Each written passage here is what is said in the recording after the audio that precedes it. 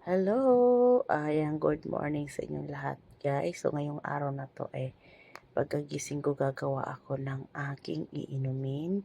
Ayan, so nag-prefer na ako dito ng bawang, sibuyas, luya at kalamansi.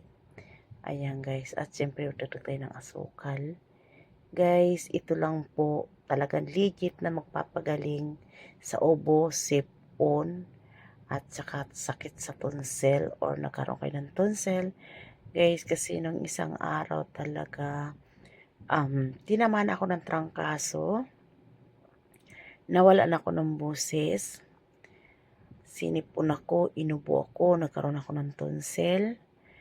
Guys, ang unang ginawa ko lang dito, nag-prefer lang ako dito, bawang, sibuyas, kalamansi, luya, asukal. Kung wala kayo asukal, pwede kayong honey. Depende kung gaano kalaki sa inyo ang luya, kung gaano kalaki ang sibuyas, ang bawang kahit 5, 6 na hibla, pwede na siya. Ang kalamansi, maglagay kayo ng 7, 8 sa isang tasa na may tubig na mainit. So guys, ang gagawin lang nyo dito, maghihiwa lang kayo ng bawang, sibuyas, luya, at saka yung kalamansi. Ihiwain nyo ng pino siya, guys. Tapos ilagay nyo sa tasa, lagyan ng tubig, lagyan nyo ng asukal or honey. Ibabad nyo muna ng 15 minutes. Kahit 15 to 20 minutes, pwede nyo nang inumin siya, guys. Ayan. Legit talaga to, guys, yung ganito lang ang ginagawa ko, guys. Dito ako gumaling, pati mga alaga ko, guys, dito gumaling sa na to. Ginawa ko. Ito, guys, kung paano ko natutunan, napanood ko to sa isang vlog sa Facebook. So, talagang legit siya, guys, kasi nung una, nagkaroon din ako ng ubo, sipon, nilagnat ako.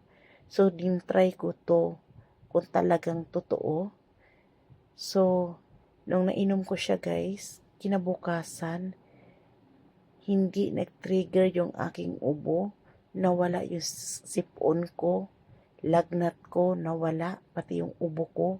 So, dahil ngayon sa panahon ng klima, alam naman natin lahat na hindi magandang panahon ngayon dahil sa taglamig. So, uso ngayon ang ubo, sipon talaga. Marami ngayon nagkakasakit, guys. Ayaw ko naman sanayin yung aking katawan sa gamot. So, dahil tuwing nagkakaroon ako ng sakit, talagang bumibili agad ako ng gamot, guys.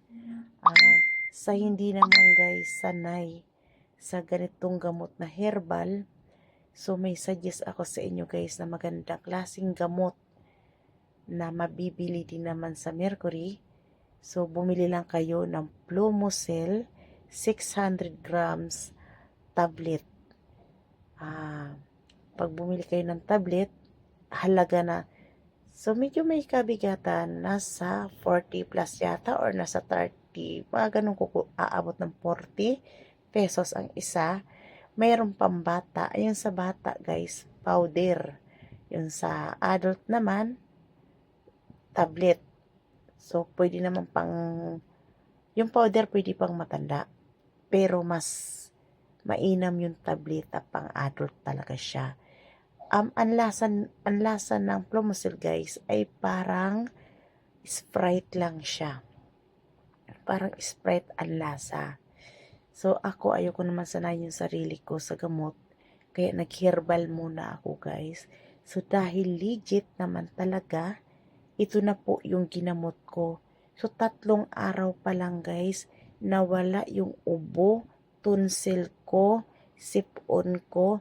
Ito lang po talaga ang iniinom ko. 3 times a day. Pagising sa umaga, iinom na ako nito. Tanghali, sa gabi, umiinom ako, guys. Kaya mabisa at mabilis nawala yung aking ubo, tonsil, at yung aking sipon, guys. Ayan. Importante talaga din may kalamansi tayo. Ano naman siya, guys? Galing naman to sa garden ko na pitas. So, dito na lang ako kumuha kaysa sa totoo lang guys, mahal talaga ang kilo ng kalamansi ngayon. Pati luya, mahal talaga. Pero dahil mabuti na lang talaga guys, may tanim ako sa garden. Kaya doon na ako kumukuha. To guys, mano-mano ko ginagawa to para makita ninyo kung gusto nyong gayahin, nasa inyo naman to guys. Pero para sa akin, legit ito na herbal na gamot dahil ito ay pinainom ko sa mga alaga ko guys. Nawala ang mga ubo ng aking mga alaga. Ubo, sipon, nawala talaga. Kaya ito yung sinasuggest ko dito sa gustong itry, walang mawawala. Pero para sa akin, legit at mabisang gamot ito para sa akin. Ito rin yung inaano ko sa kapatid ko, na inumin niya to, gawin niya. Kasi nagkaroon din siya ngayon ng trangkaso. So, ito yung gawin niyang gamot, guys. As I promise talaga, guys. Masarap ang lasa at hindi bitter. Ayan. Kung sa tingin nyo ang sibuyas at bawang ay malalasahan nyo, hindi nyo malalasahan ang bawang sibuyas dito guys.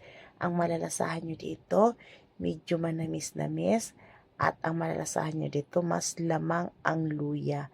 Kunti lang naman ang malalasahan nyo sa luya, pero malalasahan nyo pa rin talaga. Pero sibuyas bawang, hindi nyo malalasahan dito guys. Ayan. Ganito lang kapino ang hiwa ko sa aking luya. Maliliit lang guys. Kung gaano kaliit ang luya dyan na paghiwa ko, ganon din ang paghiwa sa sibuyas at bawang. Ayan guys. Pagkatapos na natin yan, lagyan na ng tubig na mainit at ibabad muna.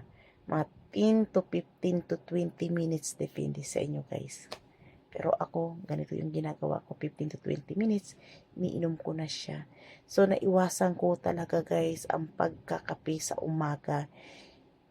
Hindi ako nagkape ng 5 araw guys. Kasi parang nawalan ako ng gana sa kape. Parang ito yung hinahanap ko sa pagising sa umaga. Ito yung gusto kong iniinom.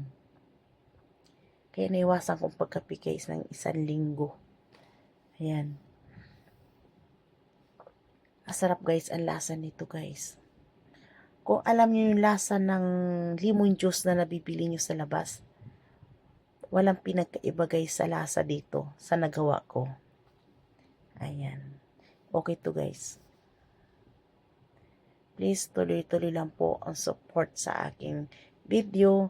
Huwag kayong mag-alala guys. Hindi man ako makapag-reply 1-2 ang araw, pero nire-review ko yung aking video. Kung sino ang nagko-comment doon, kung sino yung nanonood, binabalikan ko po yung guys. Nagre-respect talaga ako. Sa mga bago dyan, please, tuloy-tuloy lang po ang support. At ganun din po ako. Ayan.